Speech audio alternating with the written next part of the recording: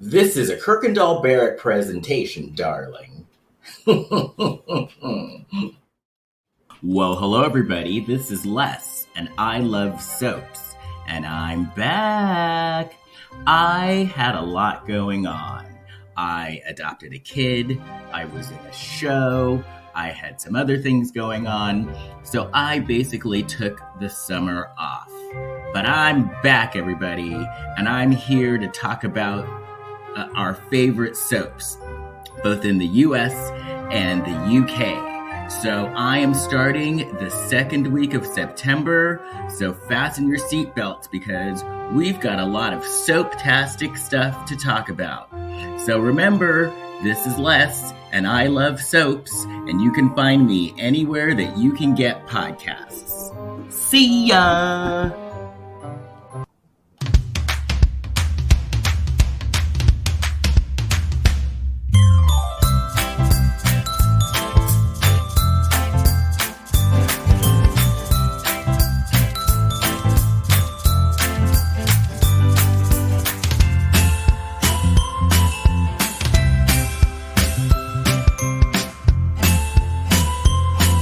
Well, hello, everybody. It is your favorite day of the week. It is time for another episode of the Reality Reading Rainbow, where we talk about books written by reality stars, primarily those on Bravo, and try to make sense of them. I am Les Kirkendall Barrett, and this is my co-reader, Victoria Wood. Hey, Victoria. Hello. Hi, everyone. I hope you're doing well. Super excited to wrap Eboni's book, Pretty Powerful, but also to talk about all things Bravo. Hey, Les. Hey. And so before we were talking, and I was like, wait, we should be filming. So we were talking about when actually earlier today, we were talking, the Winter House trailer came out. First of all, I guess at one point it was going to be called Winter House, and then they were going to call it Southern Charm, Winter House or something. Winter Charm, something. But now they're just calling it Winter House like they should. Amen. And the trailer came out today. It looks really good. Like really good. And so what I was telling Victoria is the fact that, first of all, I was like, okay, it's ethnically diverse. It's a large cast, and there are like 3 or 4 Black people on the cast, which for Bravo is like, a gaggle. And it looks like they fit in seamlessly. There's a lot of drama. It looks really good. But then I was telling Victoria as well, Summer House was one of those shows. I didn't mind it. It was always okay. I always watched it. But the fact that they actually this past season had a person of color, like a lot of the other casts, but they were the only cast not to be racist, not to act like fools. And it looked like Sierra just fit in with everybody else. And that basically changed how I felt about the show. So I was like, wait a minute. So she made it through the entire season. Not one argument about like racism, not one microaggression. And basically the only time that race was really talked about heavily, and it wasn't even bad, was when she and the Latina castmate were talking about hair. And so I was like, the fact that so they made it through the season without any microaggressions, I was like, okay, this is now one of my favorite Bravo shows. And I was like, okay, that's kind of concerning in a way that now is my litmus test. I mean, that's super exciting to hear. So full disclosure, y'all, I did not watch Summer House at all. However, I watched Southern Charm, which is problematic as hell, but it is a guilty pleasure watch. So it's going to be exciting to see Craig and is it Austin? Those two. Those are the two folks from Southern Charm going to Summer House, but it's now Winter House. So yeah, I'm super excited to see it. I'm also happy that Summer House was just a show where people can live and not have to discuss these heavy things, just be regular people and not problematic. So I'm looking forward to it. I'm going to watch the trailer after this recording. And I just might dive into Summer House to see what's going on, because it's fairly new, right? No. It's been around for like 5 or 6 seasons. Oh, hell. I'll probably watch the last 2 then. This past season was really good, but this is why this past season was really good. Because normally they would go to the house on the weekends and then during the week go back to their jobs. And I think what made it really good this year is they couldn't leave the house. So they were in the house they were all in the house together for 6 weeks. So that changed the dynamic, that ramped up the drama. Oh, by the way, Austin from Southern Charm hooks up with the black girl. Like, they're a couple. Okay. Right. Right. So yeah. So there we go. Interesting. But also new in the Bravo world is a Salt Lake City trailer. Yes. Let's talk about it. Okay, so I watched the trailer. I was super, super excited, but I have a whole bunch of questions. Okay. Seeing the behind the scenes with production, the breaking down of the fourth wall, seeing them set up, with their thing going, let's get going, the women coming on the bus. I was just like, okay. But at the same time, because we heard in Club Bravo that they caught the arrest on tape. I think what I missed was just how intense the arrest was. I mean, we saw helicopters, we saw cars, we saw just a whole bunch of people in that parking lot. And for me, that was way more intense than 2 cop cars pulling up to take this woman into custody. So it was a lot more extreme. It has me really, really wondering, just how this played out and how they're going to show it on screen. But it was more intense, honestly, than I thought. No, and I agree with you because, and I guess the way that it was explained, you can't really do that justice by just explaining it. So I too thought that the cops just showed up, they arrested her, took her off of the bus or whatever.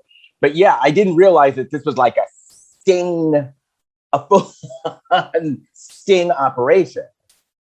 I mean, I'm starting to wonder, did production know, like, was production in, coordination with these folks? Because the only reason I say this, right, because I'm just thinking, I've never been arrested. I don't know anyone who's been arrested, but just watching TV, watching the news, right?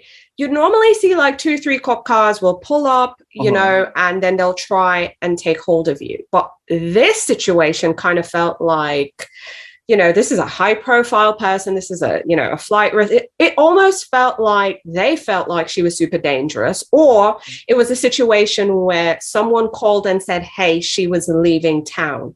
Because the first thing that came to my mind is, if you are evading capture, that knocks up the whole, the whole way they handle it. So that was the only way I could think of it, because the only thing I could compare this to, because in addition to reading books and watching Bravo, I'm a news junkie. And I remember when they were taking custody of Roger Stone and they showed up like just, again, early morning, middle of the night kind of situation. They had all these cops there, they had guns, and just the takedown of him had me thinking, okay, is it because they know these folks have means, or they're leaving the city or the state they're in? Because then it becomes super complicated, because then now you're crossing state lines or the country. They don't know where the hell you're going. Right. So I'm wondering if production was in contact with them, or maybe the women. I have no idea, but after watching that trailer, I have a bunch of questions. Well, first of all, I learned yesterday that Homeland Security was involved. Yes, they were involved in this. Wow. And I think that they were in cahoots with production, because what I gathered is they've been investigating her for years and years and years. Right. Yeah.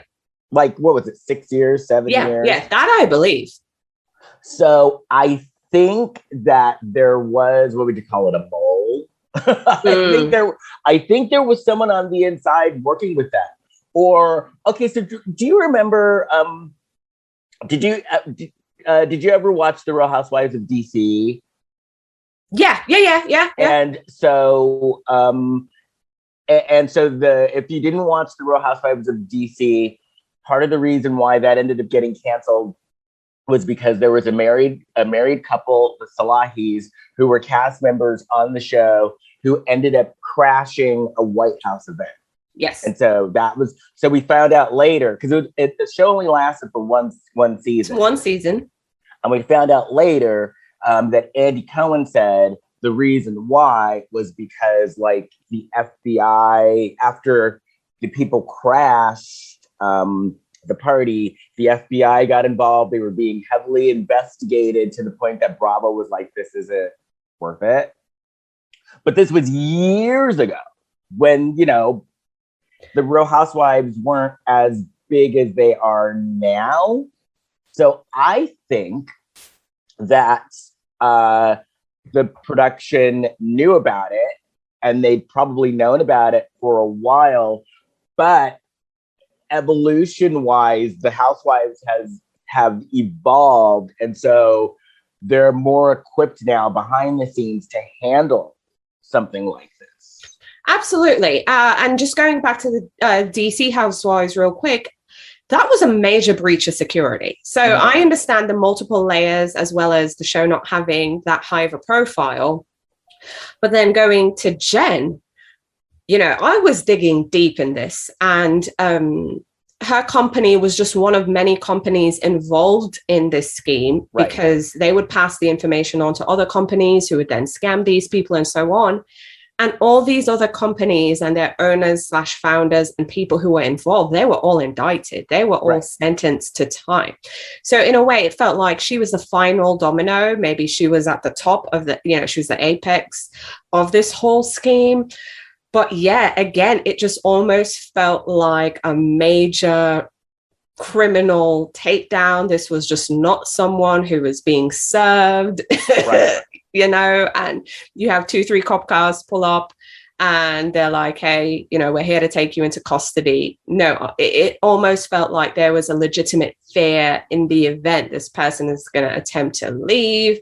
And the fact that Homeland Security was also involved, I think that was a major concern. So the fact that they are like, okay, she's leaving today. They're like, no, we're going to nab her before she leaves, before she crosses state lines, or wherever they had it in their mind that she was going. But continuing into the trailer, I found it super interesting that Jen had a new house. And production was super shady in showing us the clothes, the closet. It kind of gave me Erica Girardi vibes when she was moving, and the way that they were showing us just, all the valuables, all the clothes, and she was bragging about, when the movers came, they'd never seen anything like this. So I was just like, okay, I see you, production, being shady. Because I loved it with the air, like episode 1 of Beverly Hills, where it was like a big montage of Erica's closets and all of her stuff as they played Expensive in the background. Yeah, it's like, you are shady bitches, and I love it. They were doing the same thing with Jen. And of course, Lisa Barlow, her trademark. Oh, I love it. I love it. I like it. Right. Also, it was interesting hearing that Jen and her husband were having marital problems, borderline getting divorced, that he sought a divorce attorney, because a big question I've had about this whole Jen Shah thing and her legal worries is, where is Coach Shah in all of it? Exactly. Like, not a picture, not a statement. And I kind of get not making a huge statement. I do get that, because, whatever you say incriminates you. But he's like in the Bermuda Triangle. He's like, we have not seen a picture. We've seen nothing. No, but then also to hear that, I mean, look, we saw the first season, Jen was off the walls, he's trying to be the voice of reason. So to then hear her say, after the cameras went down, just after everything, things came to a head and he left. She thought it was just a regular fight, because she's right, couples have fights. But then to get a phone call from a divorce attorney, she realized it was super serious. So it begs to also question, because I understand not making statements, not doing anything, but it also begs to question their relationship status and his involvement or lack of involvement with what's going on with Jen. Because look, I love to play comparisons here. We have Erica Girardi and her husband. Technically, her husband's the one who did the dirty, but she's married to this man, and by association and by her lifestyle, and she benefited from all this, right? But folks are holding Erica crazy accountable. I'm still waiting to hear what the courts have to say. Yes, she benefited, but she did not commit the act. On the flip side, and Erica is not well liked. She's cold, she's the ice queen, and so on. On the flip side, we have Jen Shah. She is the perpetrator. She is a housewife. Her husband, however, again, they've been married too. There is no prenup. They've been married for years. There isn't that power imbalance where, she's super successful. He's not. She's super older than he is. That does not exist here. These are two young people who met in college, fell in love, got married, made a life together. Right. Folks aren't holding Coach Shah accountable. No one's asking, where is Coach Shah?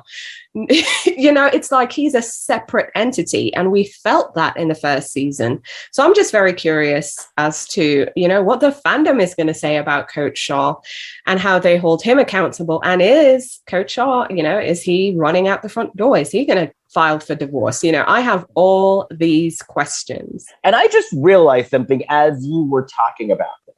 So, in the Erica Jane thing, which, my thought is, I think she knew something. Sure. But not everything. Yeah. I don't think she's totally innocent. I think she knew things, but I don't think she knew. And I think she even knew like shady stuff, but I don't think that she knew that it was to the extent that it was, or she probably didn't, whatever she did know, she didn't care. Yeah. I mean, two things can be true for sure. But the difference is Coach Shah was the breadwinner of this family. And so I think we found out at one point because, by the way, if listeners, you can go on Clubhouse. One of my rooms that I moderate on Clubhouse is the Bravo Detective Agency. So we did a room about Jen Shah, and we found out that Coach Shah made like around $400,000 a year. Look at the way that they lived. Look at their lavish lifestyle. These big houses, these cars.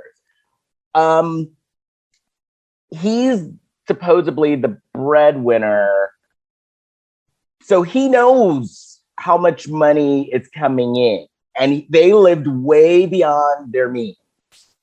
So he had to know something was up. See, that's what I'm saying. But guess what? The fandom isn't holding him accountable the same way. See, I have a bit of empathy for Erica because, again, she married an older man. He was already established, I do believe she probably got a hint. I think her hint was more of Tom saying, the gig's up, pack your go bag and go. Or she heard something through the grapevine, the legal grapevine, and she decided to jump. Either way, though, she could not have authorized those payments to her account. It had to be him.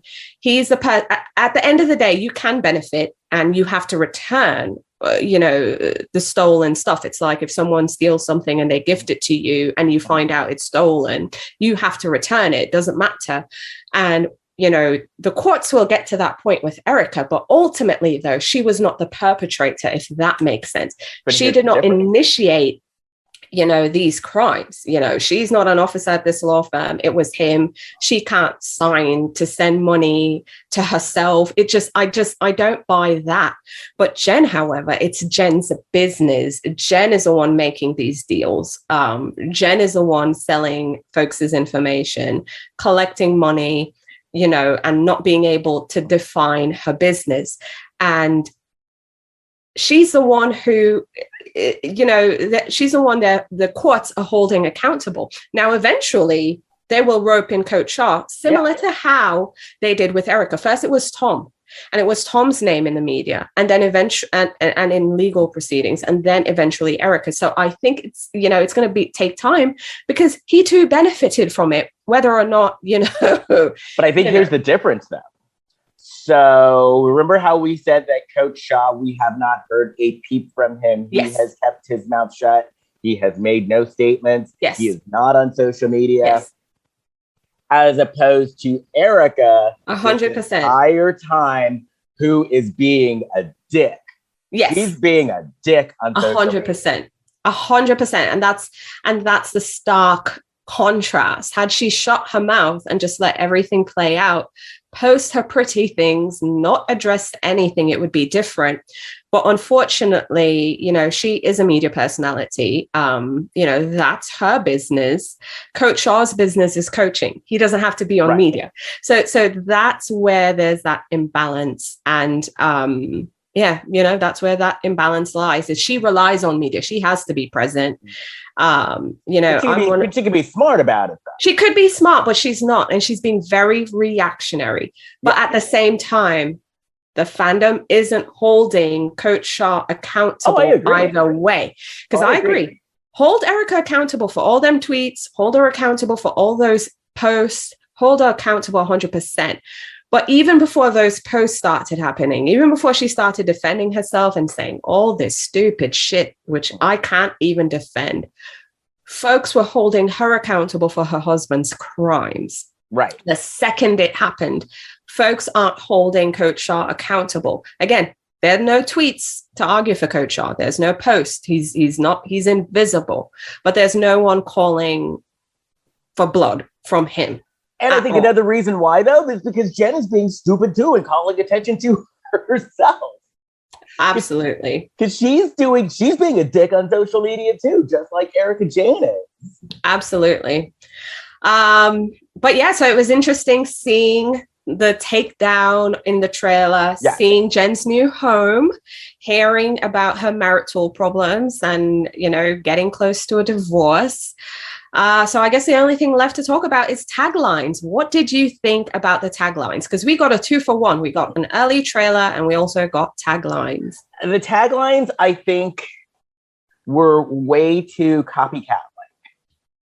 Like, it's like they went through and watched taglines from all the different shows and then just manufactured them. I agree. It didn't feel original. It was just whatever. But at the same time, I do feel the taglines fit the personas. Right. But I do agree. It was very copycatish. It didn't feel original. We had Whitney Rose coming back with the Wild Rose, which is reminiscent of Giselle and Word on the Street. We had Meredith allude to her ice. Right. Which is both her personality and her business, I believe. Right. Who else was there? We had Mary coming back with Jesus and God, kind of like she did last time, which gave me Giselle vibes. I think the tagline I didn't like the most was Heather's. She said, I was a Mormon and now I don't even remember. See, it was memorable to me. Right. Who else was there? Jen. Oh my God. Jen's tagline. The only thing I'm guilty of is being shamazing. I think she's in denial. She is in denial about what's happening to her, legally. I was just like, woman.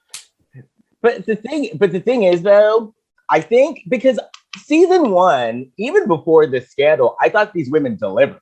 Season 1. Yeah. Oh, absolutely. I thought they delivered. So, they're going to deliver again. And the more I think about this too, the more I think I'm thinking Jen Shaw in that whole scheme, I think she was the kingpin. Oh, that's why she's going down last, you see. And I could see her in a big chair, like stroking a cat, like those Bond villains.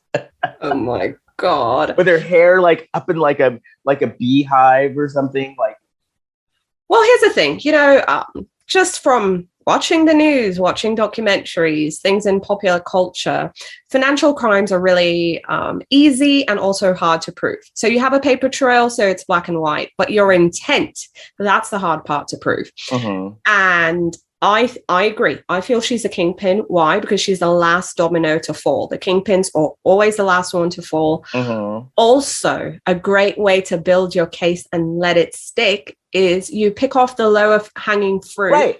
And you get them to testify or provide information that will help ironclad your case. Right. So I believe Jen has been doing this for a super long time. This isn't new. And she's going to be held accountable. But that tagline, she's clearly in denial.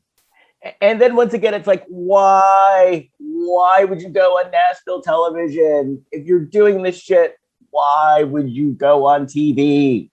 And call attention to yourself. It's denial. I think it's truly just being in denial. It's borderline delusion, but also she feels she's above the law. I mean, we see this, even with our politicians and just folks in general. It's more of, you've gotten away with murder for years and years and years.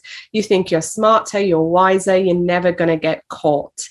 And while you might not be caught for everything, they're going to catch you on something, and they're going to hold you accountable there. So yeah, and I truly think that these women get so deluded that, like, Erica Jane thinks that she's a bigger star than she is.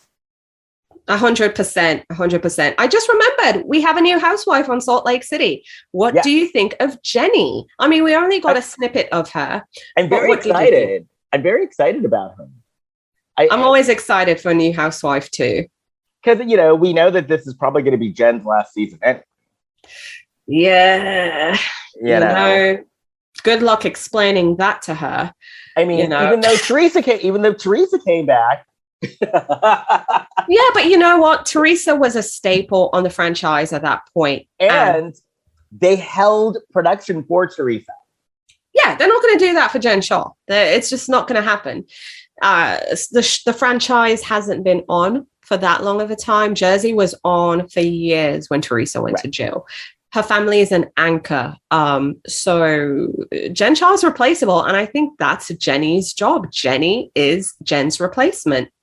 And I think that Jen's going to jail for longer. How long did Theresa get again? It was a year, wasn't it? A year, was it 18 months or but she got out early. She got out so a year. But Theresa was that was a whole different thing, because Theresa wasn't the mastermind, first of all. Oh, no. And I think secondly, I had heard somewhere that they were originally, she was not going to jail, but then the judge found out that they were hiding assets, and that's how she ended up in jail. But initially she wasn't going to go.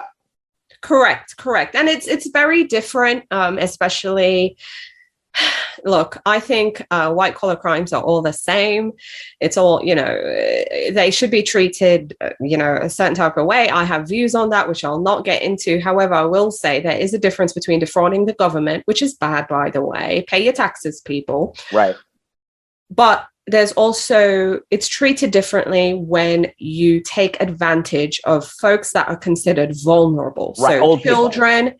Elderly, just folks with disabilities. When you take advantage of those folks who are mentally incapacitated, whether by birth or accident or whatever, just when you take advantage of folks that are vulnerable, that's a problem. And I think, if my memory serves me right, the folks that they indicted and charged and sentenced, they all got 2 to 3 years. So if she's the top dog and now they have all this info, they're going to throw the book at her. Yeah. And especially because she's a public figure and she's been defiant so far. Right. Right. Yep. Bye, Jen. Bye. But we have a great season to look forward to with Salt Lake City.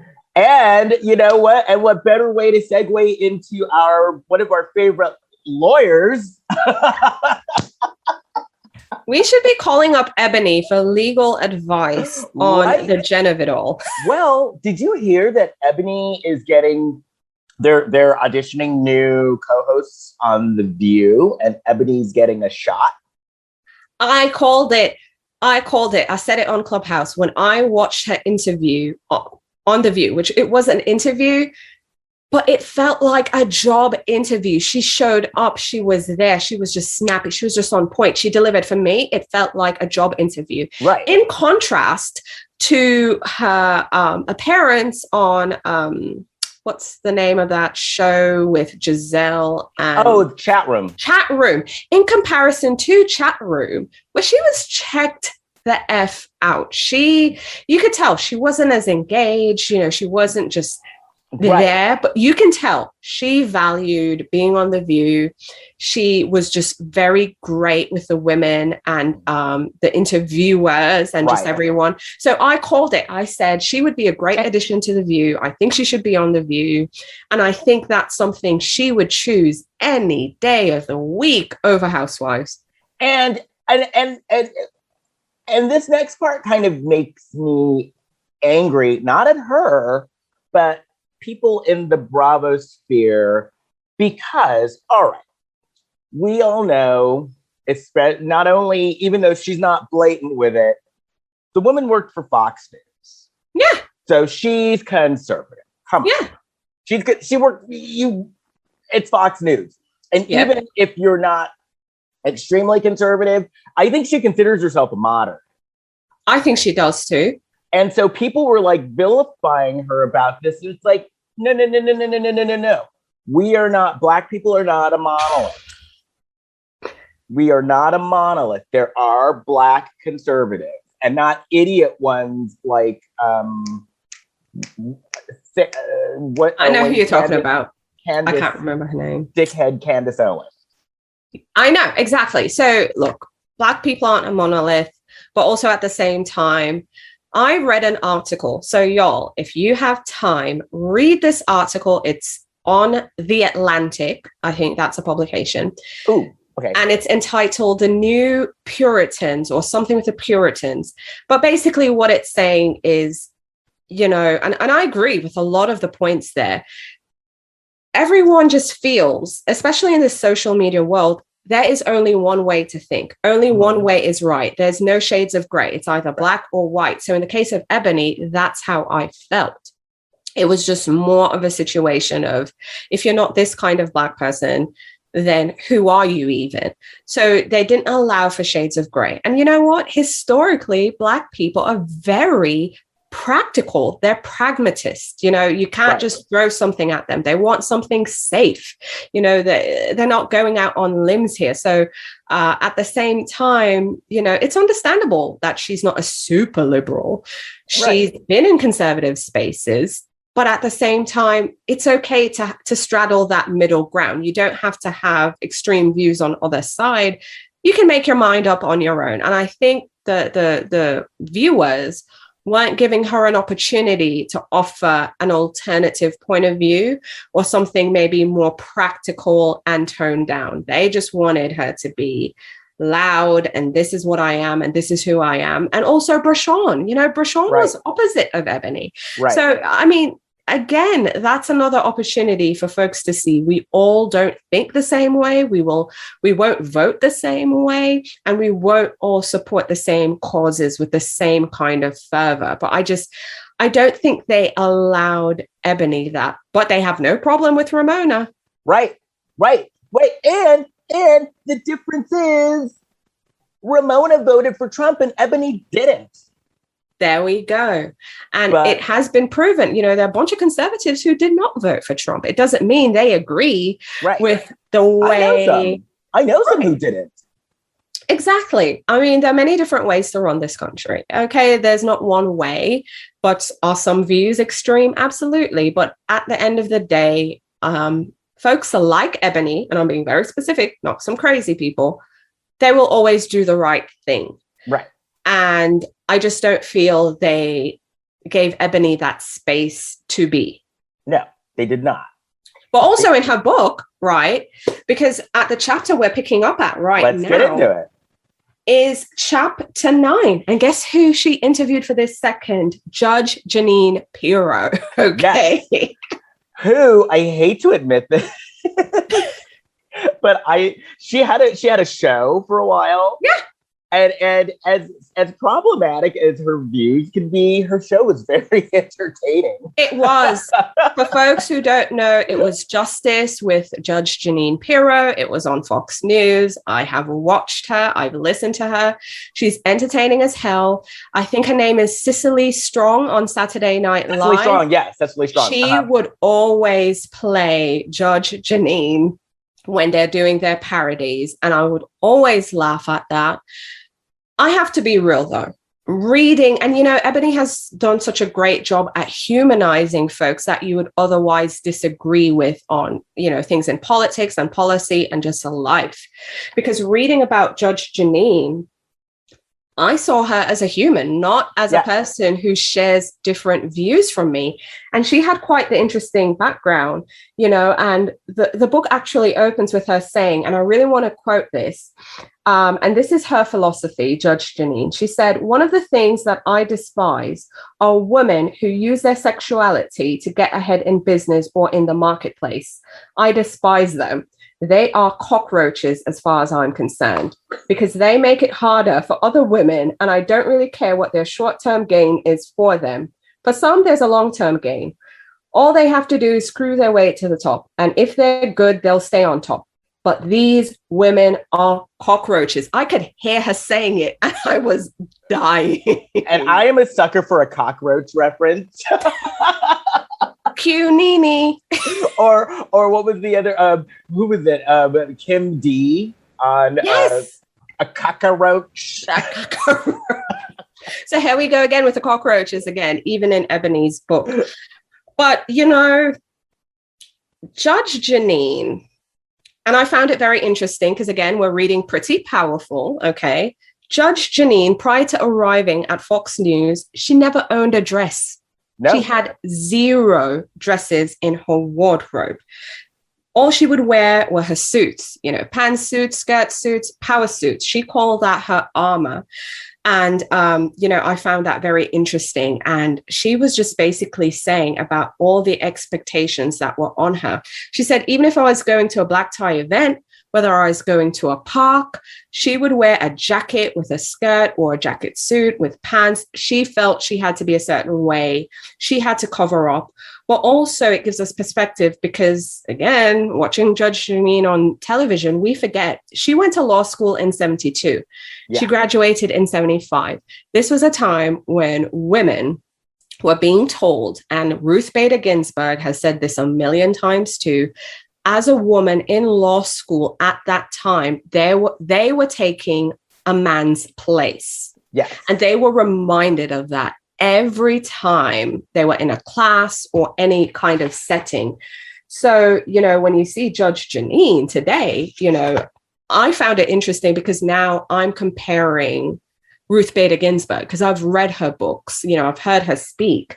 And just like Ruth Bader Ginsburg, here it is, when Judge Jeanine went to her district attorney's office, she was just the second woman there. The first woman, she said, was in appeals, and she was the second woman in her job. So for her, it was a different time. So she had to be a certain type of way. So when we see her on screen in her bright colored dresses and her makeup and, just everything, it took her a long, long time to get there. Yeah. So I actually, I have a bit of respect to her. She was also the first woman to prosecute a murder case in the history of Westchester County in New York. Yes. She said, she had to fight for that. She also ran to be judge in 1989. And they were even wondering if a woman would be strong enough to prosecute or to oversee, rather, because now she's running to be a judge, murder cases. And again, she said she would go everywhere in a suit, 100%, because that was the only way she could be taken seriously. However, when she won, and this is a part I loved, she said she runs for office, she wins, she becomes a judge, and her robe was now her suit of armor. So it's not the suits anymore because now she's wearing a robe, but she never liked the robe. So she went to a designer so that they would design her robe. And she even had the inside lined with bright colors. Yes. The first lining was pink. I love that. So I really loved reading that. And another reference she made, which was very humanizing, but it was also very cruel. And she said she remembers when she was assistant district attorney. She said a guy came into the New Rochelle court and said, I want to speak to the assistant DA. She said, yeah, hey, that's me. I want to speak to the DA's assistant. She's like, the assistant DA? Yeah, that's me. The guy says, I want to talk to a man. Don't you get it? I don't want to hear from you. So, when we see this rough exterior, and she's yelling, because every time they parody this woman, she's yelling and screaming. But you have to understand, and I think that's what Eboni kind of did, was humanize her and say, it was different for her. And then we get Eboni's contrast of, when she was being sworn in North Carolina, she was wearing a black skirt suit, nude hosiery, black pumps. And that's how you had to be. There was no legally blonde pink going on for these women. So, to kind of hear about Jeanine Pirro, even the fact that she was named one of the 50 most beautiful people by People magazine in 1997, that was interesting. And there was a lot of controversy about her doing the shoot with her local county constituents. But my favorite part was when Eboni asked her if she would do it over again. And, would she go straight for color instead of just wearing these boring black, white, grays, pinstripe suits and so on? Right. She said, and she was being very practical, that she had no choice back then. So if she was going way back then, she would still lead with the foot that she led with, being conservative in her appearance, and then slowly but surely wearing more brightly colored outfits and being able to express herself as an individual. Right. It all comes down to society's acceptance. But again, Judge Jeanine Pirro, super conservative, super to the right. However, Eboni manages to make her a human while also paralleling her life experiences as well. Yeah. And isn't it interesting when there's that whole, like these women who have, and when I'm going to say this vibe, what comes to mind is Ruth Bader Ginsburg, Judge Judy, and Judge Jeanine Pirro, and they came up around the same time.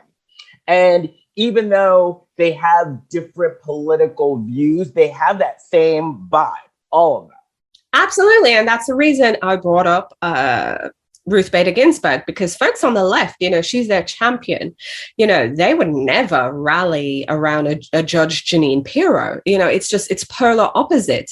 But that's where you realize that was the time they were in. It didn't matter what your political views were. This was the status quo. So it was just very interesting to see those parallels. And again, Judge Jeanine, making me appreciate her, I guess, and having respect. If nothing else, it's just a level of respect. I don't have to agree with her. I don't have to support her views. But after reading this chapter, I definitely have more respect for her. Right. Oh, yeah. Me too. Absolutely. Me too. So our next chapter, which was very interesting, chapter 10 is entitled Brand Equity. And for this section, Eboni brings in Tyra Banks. And I don't know about anyone else, but when I hear Tyra Banks, I immediately think America's Next Top Model. She was a model herself, but my default is thinking about the show. And, that show has done really well. It's the longest running fashion reality TV series in history. And this was as at the time Eboni was writing that book. And I also checked, it still is. So Tyra really, created something super special. And want to be on top. I loved it. I used to watch it. Haven't watched it in years, obviously. But, again, just going back to the title of the book, Pretty Powerful. Tyra is a beautiful woman. She's in the fashion industry. You start aging out when you're 27. Like 27 in the modeling industry, you are like 70 years old. Right. That's how they treat people. Entertainment is brutal. Yes, I'm in it. I know. Exactly. So it was interesting that Eboni was, brought in Tyra Banks. Because she's alluding to the fact that Tyra kind of got it right in that even though she had this stellar career, she had this show, she also went to Harvard Business School, adding to credentials, you would say otherwise she doesn't need, she is Tyra Banks. She just needs to pitch something, do something, strike up a partnership and she's fine. But she saw the importance of not only focusing on your physical appearance, which is important, but also adding some net worth to herself. So, it goes both ways where you're using your Pretty Powerful, but you're also using your mind. Right. So substance, because Eboni has always said it, substance is also very important. And she also ropes in, it's so funny, Beyonce. Yeah. And what's her name? Taylor Swift. But she zones in on Beyonce in a way that she doesn't do for Taylor. It's not very equal here. But she was talking about how Beyonce was just able to transition from being a super successful performer, which there have been many performers out there. But for some reason, Beyonce has this longevity. She has this brand, whereas other folks would fade, i.e. the women she was in a group with, and many other performers of that time and over generations. For some reason, Beyonce has retained a brand, and she thinks Beyonce was very deliberate. And I like this fact when she points out that even her own brand, Eboni, is her ability to be heard by broad audiences. So I see now, because I was one of those folks, Celeste, who had a question, why is Eboni doing Housewives? This woman clearly is above it. She doesn't need to be here. But when I was reading this section in the fact that she wants to be a person who can appeal to a broad audience, have maximum reach, have her impact reach all around, because that's how Beyonce is. Everyone knows who Beyonce is. Beyonce has a wide appeal. So it kind of gave me a thought, maybe that's what Eboni is aspiring to have this broad appeal. So when the Housewives opportunity came up, she took it. Of course. And she's auditioning for The View. So, see? And when you think about it, think about Garcelle on Beverly Hills. Garcelle was not on The Real when she got on the show. She got on the show, and now she's a cast member on a major talk show. Absolutely. And I got to tell you this, Victoria, reading this section, I learned something for myself because, I'm an actor, I'm a performer, and this was very educational for me reading this part about Beyonce, because now I am changing the way that I am doing my business and creating, I'm an actor, yes, but yes, I too realize I have a brand, which, this podcast is a part of that. We're making a month. But I now know how I want to grow my brand, and I know how I want to present myself to the world. And she broke it down in doable steps. And so I definitely, if anything, I've taken away, me, a man, found something to be pretty powerful about too. No, I agree 100%. Same thing with my books. Again, this is how we connected. You read books and talk about it. I love books as well. I love recommending books. And then I had to realize I am the recommender. Everything I share on Biblio Lifestyle is an extension of me and what I think is great. And I took away a lot from here too, in that, you need to broaden your audience. You need to speak kind of a universal message where folks can take from here and there. You also need to present yourself, physically in a certain kind of way to be received. So I too am taking tips. When I get photographs done, I'm going to bear in mind everything, she said, even about color palettes and how, when to be soft, when to be hard, how to pitch yourself. So I agree. I've been learning a lot here, and I have plans to implement some of this as well. And, it's like Eboni's also asking, how these women are able to thrive, because again, even though she doesn't pay as much attention to Taylor Swift as she does Beyonce, but she's also mentioned, all of Taylor Swift's accomplishments and how she's been able to do it, and how she's now a celebrity who has influence outside of her music. Like, she never has to record another song again. She can just survive on, brand partnerships, endorsement deals, books. But what it relies on, and this is the main thing I'm going to take away, is that they are consistent. And this is a quote from the book here. I flagged it. She says, Beyonce, Swift, and many other thriving women in today's society are brilliant. Yes, they're smart, they're brilliant, but most importantly, they're consistent in the maintenance of their command of the dual elements that are responsible for their power dominance. So they have substance, yes. They physically take care of themselves, and they speak to this broader audience. So that's where the substance comes in. It's the bigger your audience you can speak to, where they can feel you. Because another person I thought about is Oprah. Whatever you might think of Oprah, she transcends, age, race, locale. Everyone knows who this woman is. And she's quit her show for some time now. So when she pops up, everyone's like, ooh, yes. Let me tell you an Oprah story. So last year, during like the Black Lives Matter stuff, and Oprah had a special. She had like a Black Lives Matter special, and she, I guess, on her channel, OWN, because I watched a couple of shows on OWN, but I watched the shows, but I'm not on the channel like 24/7. So I guess when she did her special, she interrupted a couple of shows. And so I, for some reason, don't ask me how I ended up on an Oprah Facebook page, because I wasn't looking for it, but I did. And all of these people were like, why would all of these white people were like, I can't believe she would interrupt her programming to put this Black Lives Matter stuff on. Who does she think she is? Da, da, da, da, da. And I'm like, okay, white people, you know that Oprah's Black, right? And they were talking all this shit and didn't realize she's putting Black Lives Matter stuff on because she's Black.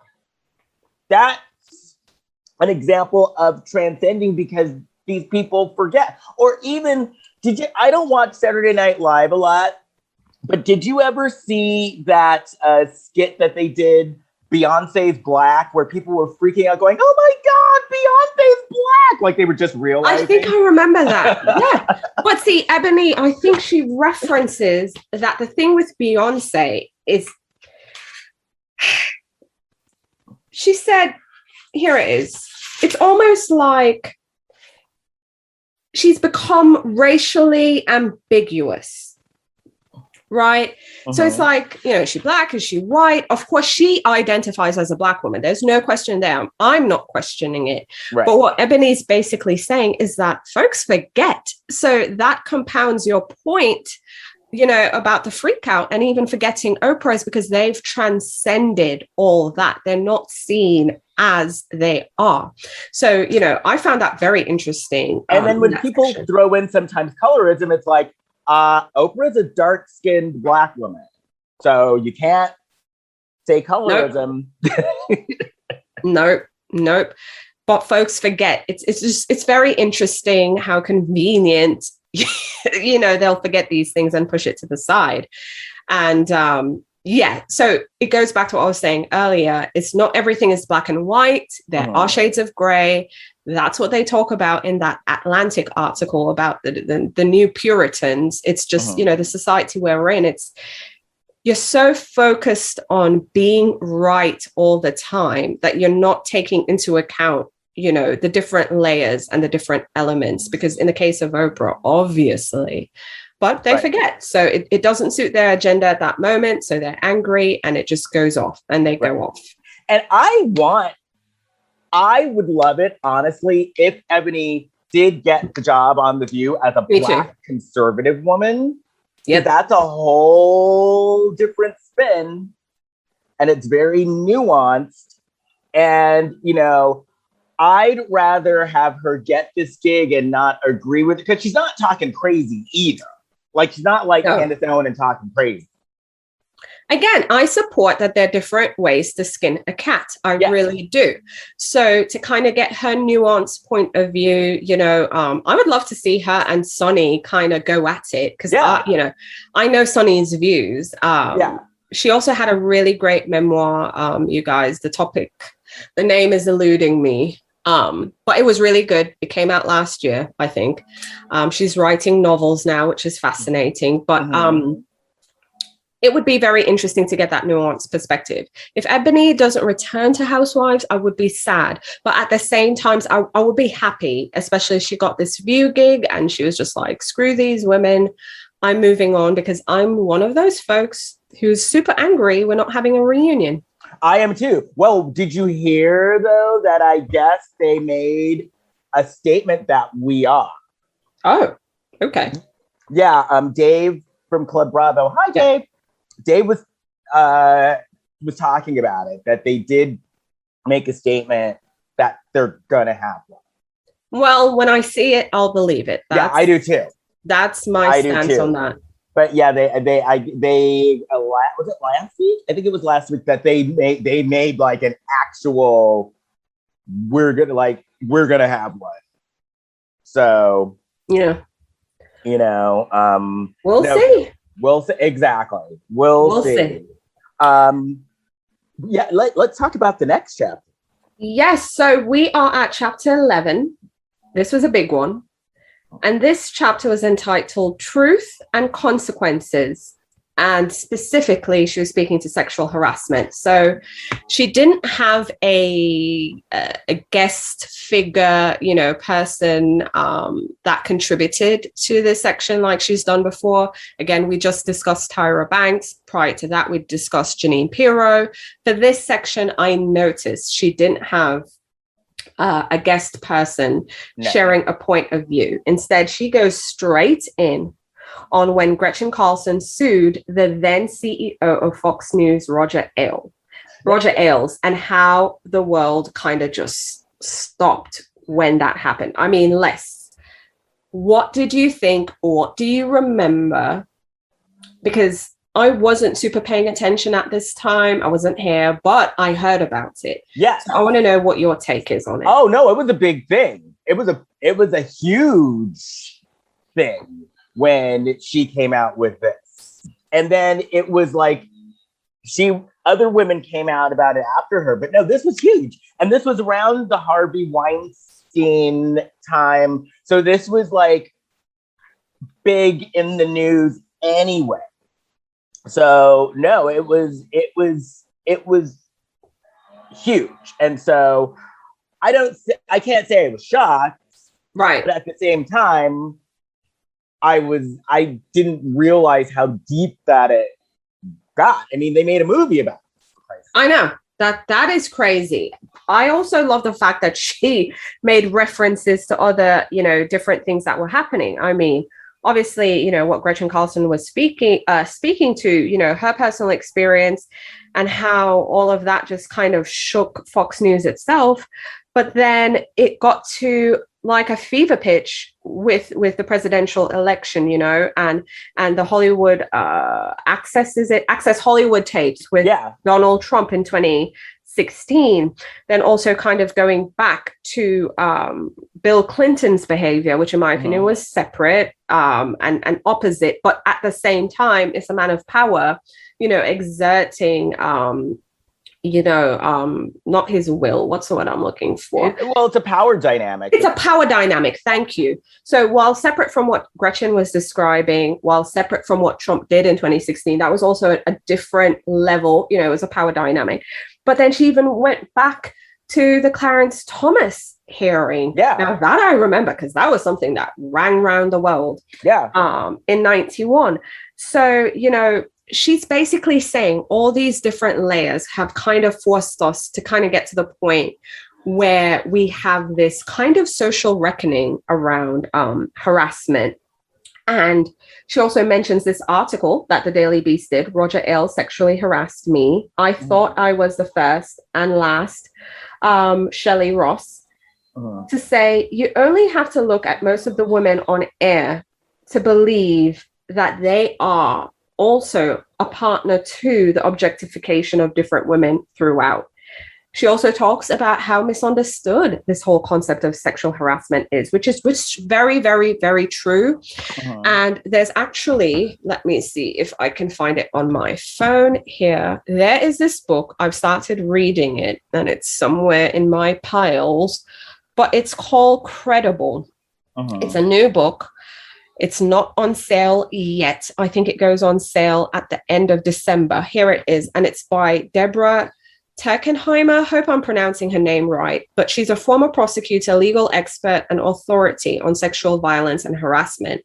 And she's examining why, as humans, because I'm guilty of this too, I have to admit, why we are primed to disbelieve allegations of women and how the culture is changing. Because when you read about what these women are going through and just how the media kind of received it and kind of dismissed it, you know, we've come a long way to the point now where women can kind of feel like they are heard. Right. They're not believed 100% yet, but they kind of can, you know, they've heard. And, you know, Eboni also goes on to disclose her relationship with Carlson, to say, while we weren't close, you know, she was very kind to her, especially when she first began coming on air. And Eboni admits, you know, she was super aggressively trying to pursue employment at the network at the time. And while she can't speak to what happened, you know, between the two of them, you know, she can only speak to her experiences. And basically, you know, she knew he was kind of problematic, you know? Yeah, because then she goes into her experiences, which that's the part that surprised me. I mean, what did you think about it when you were reading it? Because I was just flabbergasted. Well, okay, first of all, I was like, I did find it interesting about what Eboni said about how when she was talking to a friend about like, why didn't they come after me? But then it did turn out he did come after her, which she was into. But the guy was like, well, the way that you portray yourself is like, you have this don't fuck with me attitude, which we see on the show. We see on the Housewives. She does have that attitude. And so guys know not to fuck with you. I found that very interesting and also kind of relatable. So this is my experience, which is kind of slightly different. I remember being in my early 20s. You know, I was still in college, 21. I graduated 22 in my first degree. Right. So in the late parts of college into now graduating and going out there in the world, I was always confused as to why I wouldn't be approached by men the way my peers were, my other girlfriends were. And I remember being told, you have a don't fuck with me face. Just don't come to me if you're not ready. I'm not going to buy into your bullshit. I'm not easily wooed, you know, just those kind of things. So I'm not the person you come up to and talk to if you're not being serious, or if you're going to be playing games and trying to string. No. And I remember thinking to myself, but, am I really, and then you also go through I don't want to be that kind of girl until you experience it yourself. And then you're like, holy shit, yeah, I'm happy I didn't have to put up with a lot of this in advance. Because for some women, it won't happen. And that's okay. But for other women, it's like it just happens over and over again. And sometimes you get in a deluded state yourself, right, where you feel like, you're above it all. You're not like these women. So to Eboni's point, you were told by a friend, which is basically what happened to me, except I was dating. I wasn't looking for a job. Right. Is that you have this appearance. So then now you start walking around in the world comfortably, I guess is the thing. So it's like you don't even think these things are going to happen to you anyway, because it doesn't happen to you until it does. So that's also important to note, that even though you might not be harassed on the regular, or even in the dating sphere, because people can be assholes and they can harass you too, even though you're not looking for a job, don't think you're immune to it. Is I guess what I'm saying. So it was very interesting reading Eboni's story and experience. Right. And then she goes into the Roger Ailes hurt. And also, I think in Roger Ailes' case, obviously he was crafty and smart, because the way that he did go in after her at first, she met him first, and he was very fatherly, very nice. He threw in a couple of things, but the way that he threw it in, it was kind of like, is he? Isn't he? Not? Yes. I'm not sure. It was just, he was very ambiguous the way he did it, which is very smart. That's what they do. They create... The second you're unsure, that's where problems kind of arise, because Eboni also goes into share. And I agree. It's like, am I reading too much into it? They want that ambiguity because, and she goes into this section. It's incredibly difficult to prove sexual harassment claims. It really is. She even goes in to say, typically that it's a civil lawsuit. It's filed. A woman accuses a man. Sometimes it's a man accusing a woman too, or folks of the same sex, to make you feel of doing or saying something to make you feel disempowered, humiliated, or harassed. One of the things that makes it really difficult to prove is normally it becoming a he said, she said situation where your words are against your harassers and things are ambiguous. And in a court of law, it's facts. It's a black and white. So that's a problem with him throwing in these little things here and there. And again, like she said, she can't speak to Gretchen's experience. She's only sharing her own. She can speak to her own. It just proves the point that that's what they do. He's very crafty. Yeah. He's been around a long time. He probably even knows how these things are handled legally. So he's making sure his bases are covered and there's no way anyone can really go after him, because like Eboni says, in a court of law, it becomes a he said, she said. And then, because he showed an interest in her career. He was very complimentary, especially with her being the only woman or very few people of color. He made sure to we're going to advance you. Which he did. Yes. Which he did, he's like, I don't want you being a person of color to get in the way, and we're going to advance you. And he did. And he did not treat her any differently. So then that adds that whole extra thing on it, Absolutely. It's just, it's a real difficult situation. I mean, I can't even imagine it. And to her point, she was aggressively, it's so hard when you're trying to pursue something that you want and then to be caught in this web, because then you're like, do I even deserve it? Or am I pursuing the right things? What is the cost? And going back to what, Judge Jeanine was saying, you have women out there who are okay with it. Yeah. They are the cockroaches. And that's another thing that Eboni brought up that I found interesting too, is the fact that it's hard to say because every woman has her level of what she considers harassment and what she doesn't. And every woman is different.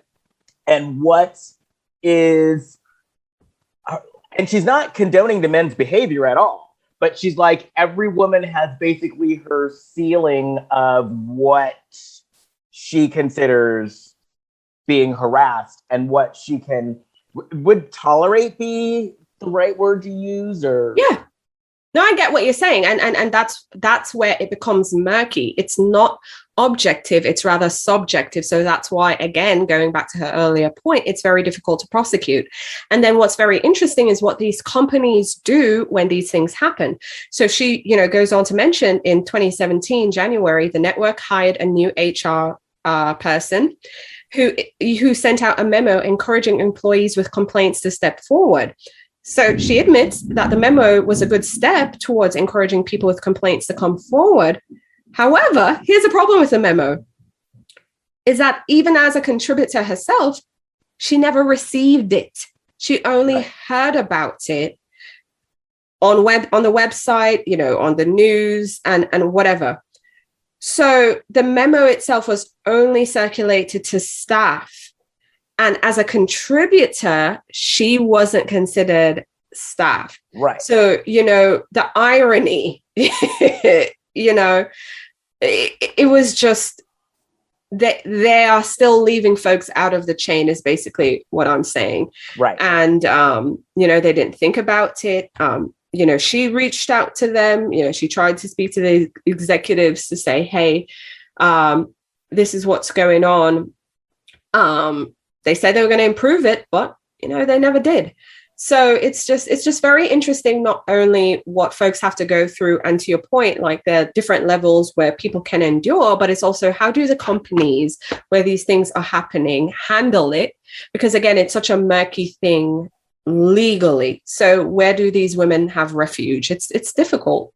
Now, she said her second meeting with him, he was a pig. Yeah. He showed his colors 100%. So basically that man was problematic as hell. And just the fact that what happened with Roger Ailes created not just a new opportunity at the network, but at other networks out there, other major companies, that they had to recognize that there shouldn't be space for this. They shouldn't tolerate it, and hopefully work towards being better. Now, obviously, we know it still exists out there, and it will. Right. But hopefully, it's not as bad for folks out there. And now another thing that I did like that where she ended up telling an experience that she did have when she was in law. Was she in law school or was she undergrad? No, she was in law school. But I like that she didn't lead with this. I like that she waited and told her experience and then said, well, hey, I have had an experience with harassment. Yes. And I like the way that she broke it down, because she was, it sounds like she was an intern, but she was very observant. Yep. She made it a point to observe how the females acted around the boss, and he was tricky anyway. Like, he was still tricky. And I think they always are, though. And they force women to make the choice between their career. Right. Do you want to work here? Do you want to stay here or not?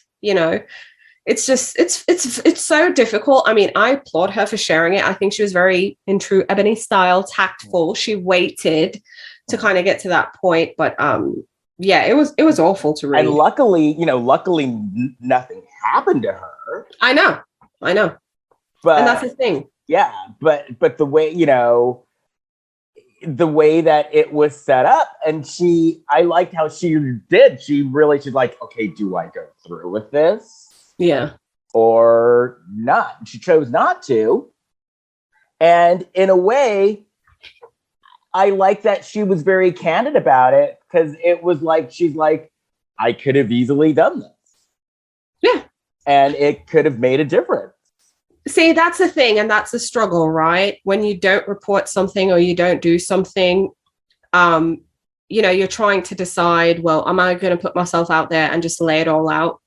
It might help someone else, sure, but it might ruin you at the same time. And again, it's personal, these choices. I actually appreciated her being honest about what she experienced, what she went through, and the fact that she chose not to do anything about it. Because it can be isolating when you live in a society like now, where they're encouraging everyone to talk about it. And if you don't, it's almost like you're persecuted in a weird way and made to feel guilty for not sharing. I think, again, it's a personal choice, and it's okay if folks choose not to share. So I like, it's like the imperfect hero, it's like we are imperfect folks. We don't always make the best decisions and the right decisions for everyone else or for society. It was a personal choice. So I like that she was honest about it. Yeah. Yeah. Absolutely. Yeah. So getting back to the book, that was the last chapter. Yes. Now she ends with a conclusion entitled The Bimbo Effect. I found that super interesting. She mentions that the bimbo effect is termed and coined by Daniel S. Hammerich. He's an economics professor from the University of Texas at Austin, who is an authority on the correlation between beauty and the labor market. And it describes a phenomenon where attractive and visually appealing women are stigmatized as unintelligent and less capable than others. Eboni has been subject to that. And she shares that as well. She's saying there is the presumption that you either choose looks or substance in order to find success, but she rejects it. She thinks you can have both. That's why she stuck so hard to her title, Pretty Powerful, because she was fought on that book's title. And I liked that she shared that as well. So basically she said, take full opportunity to control your personal brand, center the narrative the way you want it, and how it will best serve you. And there's no one size fit all for Pretty Powerful. It's unique to each individual. And she kind of just ties up the whole book there. She also has an epilogue entitled Bet on Yourself, which I think that's what Eboni did.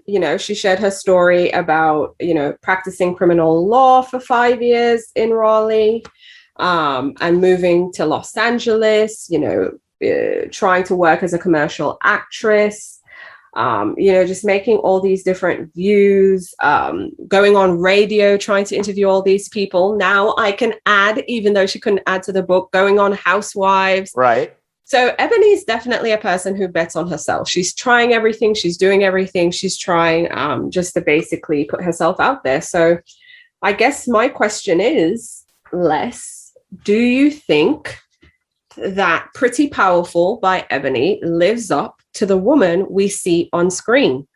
100%. 100%. And I love the fact that this was written even before she ever thought about going on Housewives. Absolutely. See, that's the thing. It's super different, I feel, when you read these books by these Bravo Lebs and they were on screen and now they're writing the book. Right. The fact that we got the book before we got the on-screen character, right? For me, just proves how authentic she is, because she was this way before TV. So that's what I loved, is the fact that she had a book, she had a record that we could, examine. Granted, she wrote the book about herself, but just the fact that it measures up to who she is. So I agree 100%. I think it's very authentic. I recommend every and anyone to read it, because I feel you're going to take away something that will be beneficial to your personal life, especially if you're a creative, if you're working on a side hustle, your personal brand, even if you have a day job and you just want to advance yourself. I think you can learn from this book. Yes, I agree. This is a great book. Thank you, Eboni. Thank you, Miss Eboni K Williams. She loves her name. You know what I'm going to do? What? I'm going to announce our next book. Ooh. You could get, I'll tell who's going to write it, and then you can give the title. So our next book is written by, and I've always wanted to do this. Our next book is written by Dorinda.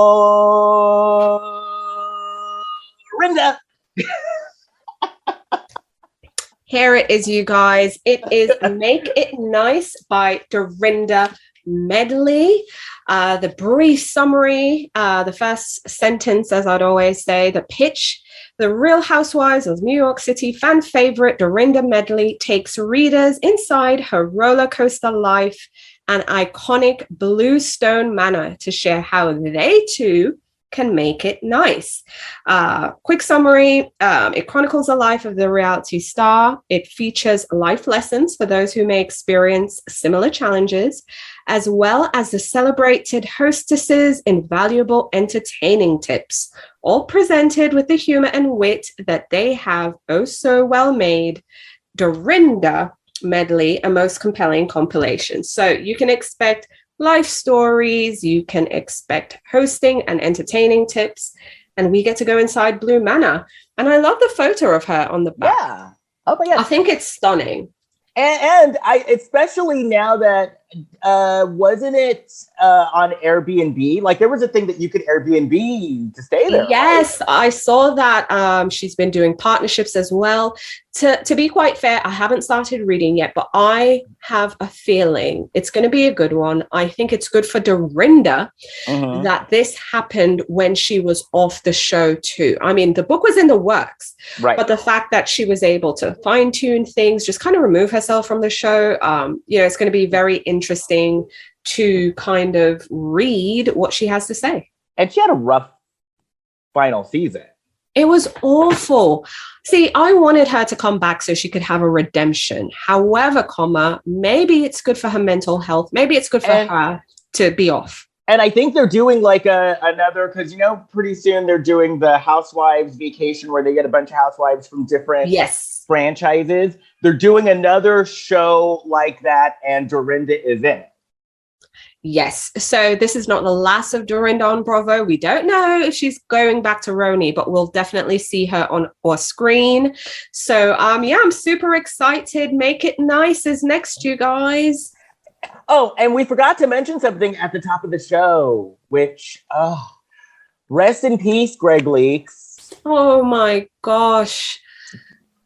Rest in peace, Greg. It's so funny. My husband does not watch Housewives, but when I told him Nene's husband passed, I said, he was just such a great guy. He was a voice of reason. He was really a calming spirit. He's always trying to bring the women together, talk reason to Nene when she's acting crazy sometimes. He was just an overall good person. I also saw a post that their son Brent did recently on social media with a throwback photo of Greg holding him as a newborn baby, seeing him on a little kind of like truck thing, toy in the neighborhood.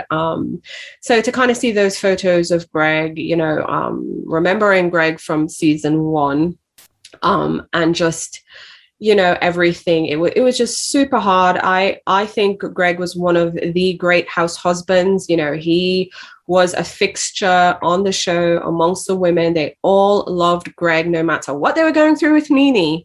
Everyone loved Greg. So rest in peace, Greg Leaks. Sending all the positive vibes to Nene, their son, their extended family. It's a tough time for sure. And what I liked about Greg, because a lot of these husbands are really thirsty. They get into the mix with the women. They get into the fights with the women. And what I liked about Greg is Greg had his opinions. But Greg never got into the mix. He never got into the fight. Like, he'd voice his opinion. Sometimes his opinion was different than Nene's. And he would always kind of he'd be there as like an anchor, and he'd give advice when needed. He'd give his opinion when needed, but he never got into the mix. Like, he never got down and dirty with the women. He never fought with them. I liked that. I love that about Greg. He will definitely be missed amongst the fandom. Again, it doesn't even matter if you're a NeNe fan. You could be mad at NeNe. Everyone loved Greg. That's what I loved about him. But yeah, even sometimes, the women would be fighting with NeNe, but get along with Greg. They would get along with Greg. They would stop and listen to Greg. I remember when Greg was ill, they would send, messages, gifts, whatever. It's just, there was a certain respect for Greg above all. And that's definitely something for these house husbands to aspire to. But right now I know NeNe must be going through a hard time. But the one thing I will say is I know Greg will rest peacefully seeing how far NeNe has come. She's come a long way.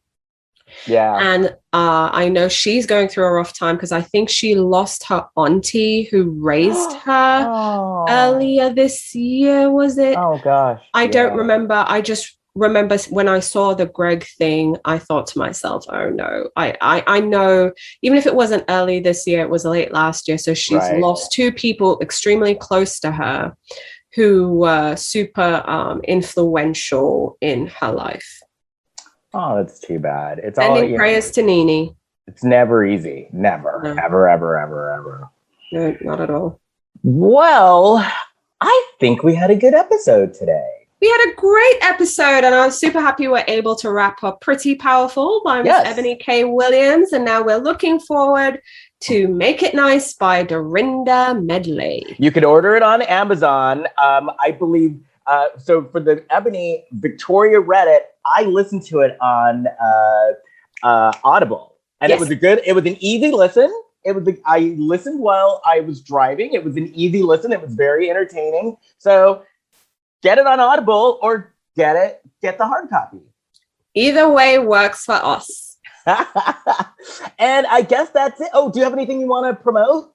Oh, not today, but looking forward to speaking to everyone next week when we talk about Make It Nice. And quickly, if this is not my only podcast, if you are a fan of Hallmark movies and Lifetime movies, I have a podcast called A Lifetime of Hallmark, where my two co-hosts and I talk about movies on Lifetime and the Hallmark Channel and try to make sense of them. This week, we are talking about the Lifetime movie, Harry and Meghan Escaping the Palace. So tune into that. And this week, I have another podcast that I've kind of had on a little hiatus for a while, but I'm bringing it back. If you are a fan of soap operas, Friday is the reboot of my podcast, Les Loves Soaps, where I will be talking about your favorite American soaps, Days of Our Lives, The Bold and the Beautiful, The Young and the Restless, and General Hospital, and your favorite UK soaps, Coronation Street, Emmerdale, and EastEnders, every week. And it'll be every Friday. So give Les Loves Soaps a listen as well. Yes, I'll be tuning in. I heard 4 soaps that I love: Days of Our Lives, Young and the Restless, Coronation Street, EastEnders. I will be tuning in. I'm so excited. And Days of Our Lives has a special spinoff right now. I heard that. I have to check that one out too. It's on Peacock. It's called Days of Our Lives Beyond Salem, starring Lisa Rinna. That is right. And Eileen Davidson's in it too. Yes, absolutely. Oh my gosh, I have Peacock, so now I have something to go watch. And I hate to admit this because I've been a little mad at Rinna lately. I've been mad at Rinna too. But Rinna is actually really good in this. Listen, Rinna is good. Rinna came on Housewives as an act because she had that background. She knows what she's doing. She's like a cockroach, okay? She's not going to die really either. The hustle, she really is. Don't hustle the hustler. She's a cockroach. She's not going anywhere. She will live 100 years beyond. But I'm super excited about that Soaps podcast. Yay! And until next time, keep reading, everybody. Bye. Bye.